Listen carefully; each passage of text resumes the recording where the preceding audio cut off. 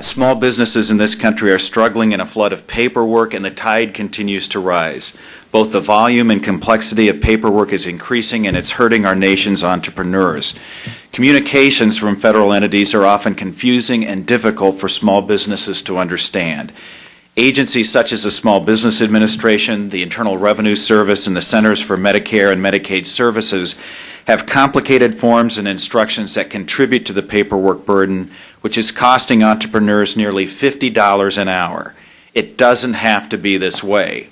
If the goal of these communications is to produce results and establish guidelines, the government needs to account for the audience.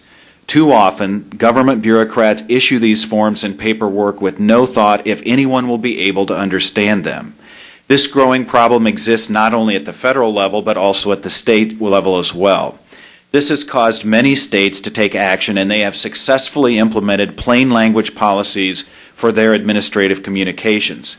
I believe that implementing a federal plain language policy could greatly reduce the burdens that small businesses face in dealing with this growing volume of paperwork.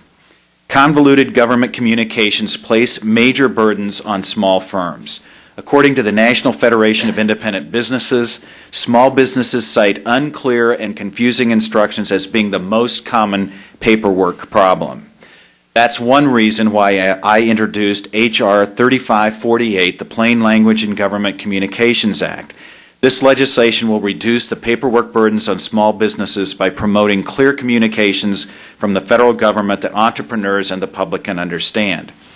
The bill requires executive agencies to use plain language in any document relevant to obtaining a benefit or service, including a letter, publication, form, notice, or instruction.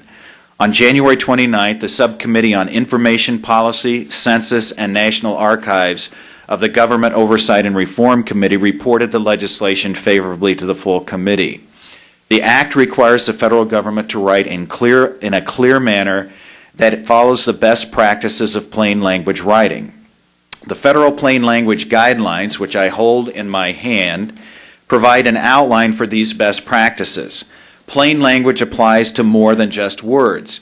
It involves many aspects of documents such as easy-to-read design features and logical organization.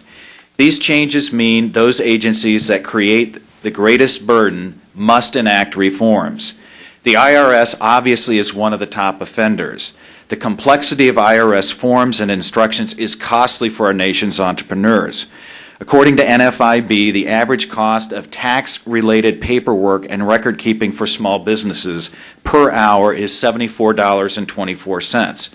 Small businesses are facing more tax forms, longer instructions, and tax returns that are increasingly complex. According to OMB, the IRS accounts for approximately 78% of the total federal information collection burden.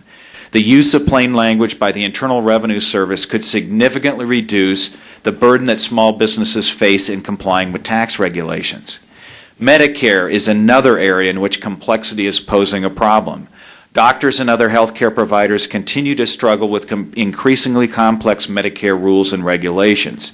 GAO has reported that the information given out by CMS regarding these regulations is often difficult to use, out of date, inaccurate, and incomplete. According to GAO, Medicare bulletins to physicians are often poorly organized and contain dense legal language. It is apparent that convoluted language is harming U.S. competitiveness in a global economy. The most recent Global Competitiveness Report issued by the World Economic Forum identified our nation's complex tax regulations as being the second most problematic factor for doing business in the United States. It's my hope that the use of plain language will reduce this problem. Small business owners do not have extensive resources to handle paperwork, so any time they spend to wrestle with complex government forms and documents keeps them away from operating their businesses. Last year, OMB found that the overall national paperwork burden increased nearly 700 million hours from fiscal year 2005 to fiscal year 2006 alone. The use of clear, easy-to-understand language in government paperwork could substantially reduce burdens on small businesses and provide for a more level playing field. The less time small businesses spend on paperwork, the more time they can dedicate to growing their business, creating jobs, and contributing to economic growth. I've been a passionate advocate of plain language drafting for 25 years. When I was a young lawyer just starting my practice, the Iowa Supreme Court adopted plain language requirements for use in jury instructions in the state of Iowa because they recognized that jurors hearing information about the legal rules they were to follow and apply to the facts of the case were having great difficulty understanding basic legal concepts. And I've spoken to young lawyers and aging lawyers for 25 years about the need to communicate more effectively in both their written communications and their verbal communications.